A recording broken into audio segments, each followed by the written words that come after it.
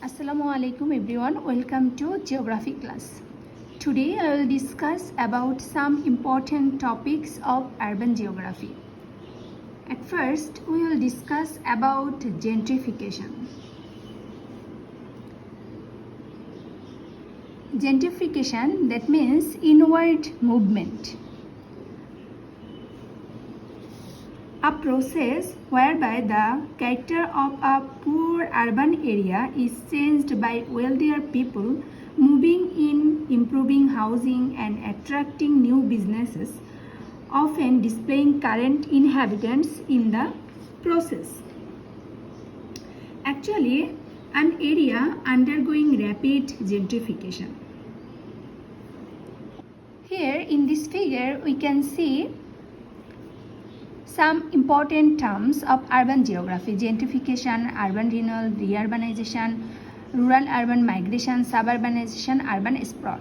Actually, you can see, I said gentrification, that means inward movement. Inward, that means city core, city area. Rural peripheral zone to city area. City CBD, that means central business district area. People move from rural area to urban area. Actually, the process of making someone or something more refined, polite or respectable. A process of urban development in which a city neighborhood develops rapidly over a short time, changing from low to high value. What is the causes of gentrification? Actually, rapid job growth, tight housing market, performance for city amenities, increased traffic congestion, etc. Now we will discuss about reurbanization. That is reurbanization, the process whereby towns and cities in MEDCs, that means middle income development countries, which have been experiencing a loss of population, are able to reverse the decline and begin to grow again. Some form of redevelopment is often required to start reurbanization. Actually, is the increasing number of people moving back. You can see moving back into inner urban areas, peripheral to inner urban areas, moving back. Previously lived in suburban or outside of urban area. This area, this borderline area is city core or CBD, and this area is called peripheral zone or suburban area. It also defined as the return of high status and high income group back to inner and central areas, actually CBD areas. Now, urban sprawl, that is outward movement. In this figure, you can see that urban sprawl, that means outward movement, city area to outside area, that means suburban areas or peripheral zone. What is urban sprawl?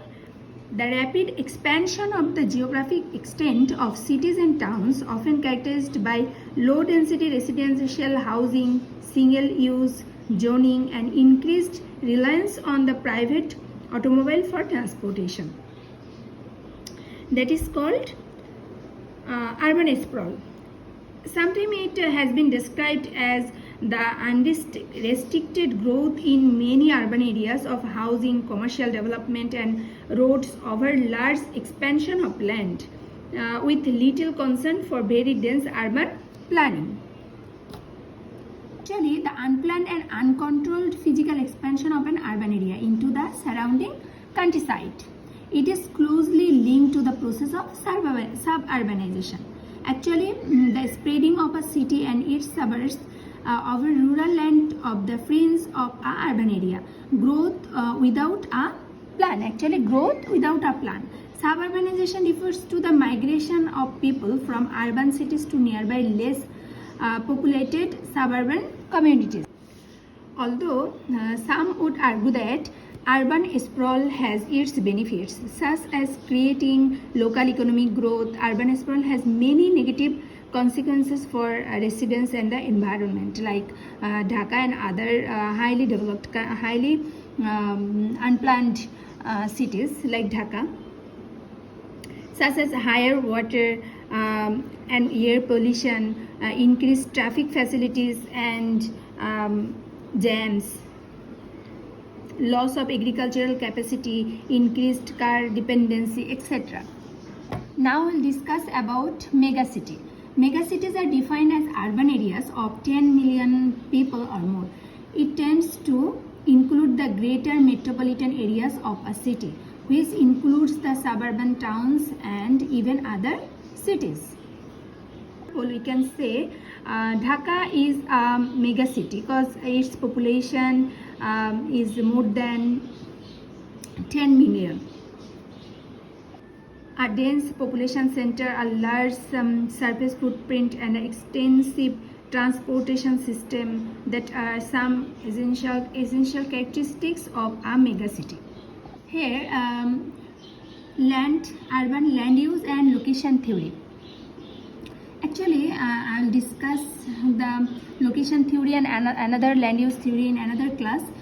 Today, I just give some basic idea about urban land use. The sector models of Burgess and Oils represent aspects of location theory. There may also be multiple nuclei theory, and this all the urban land use theory. We'll discuss about brownfield site and greenfield site. It also an important term of urban geography.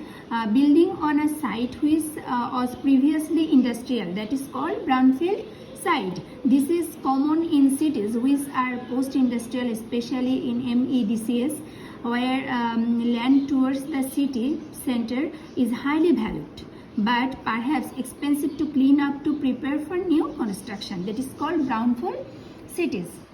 Greenfield sites, building on a site which was not previously built on, perhaps a forest, agriculture or grassland area. That is called greenfield sites. Actually, I think this term is an important for any urban geographer because knowledge about urban geography, we should know about this topic. Now, let's move on urban stress. What is urban stress? A state of bodily or mental tension developed through city living or the physical, chemical or emotional factors that give rise to that tension. Factors affect urban stress: congestion, overcrowding, noise levels, green space availability, waste, overburden, quality of housing, social deprivation, physical disorder, crime and inequality. If you want to simply understand this topic, stress is how we react when we feel under pressure or threatened. It usually happens when we are in a situation that we don't feel we can manage or control. When we experience stress, it can be an individual, or for example, when you have lots of responsibilities that you are struggling to manage. That's way urban stress, the environmental quality and health issues that affect LEDCs, but it also speaks about how social factors affect the well-being of citizens. Urban environmental problems are often referred to as the local problem. The high concentration of people and activities in cities is the cause of heavy pressures and create urban stress. We can discuss about urban microclimate. What is urban microclimate? Solar radiation absorbed in the highly developed areas where urban area has high temperature than other city region. Here you can see that highly developed areas, here temperature absorbed more than the other peripheral areas, and it creates a special climate zone, and this is called microclimate, and this area is called heat island.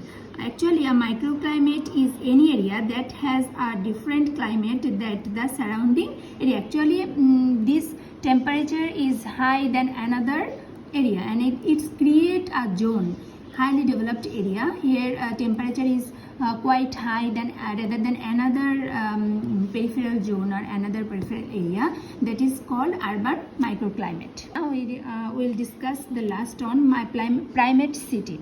What is a primate city? A primate city is a city that is the largest in its country, province, state or region, and disproportionately larger than any other in the urban hierarchy. If we want to say the example of Dhaka city, actually Dhaka is larger than Chittagong. That's how we can see Dhaka. We can say that Dhaka is a primate city. Such cities are generally the first city of the country in terms of origin, and its population size is disproportionately larger than the second largest city. And a primate city possesses economic dominance, cultural and political significance. Actually, primate cities are cities which have more people and influence than any other city.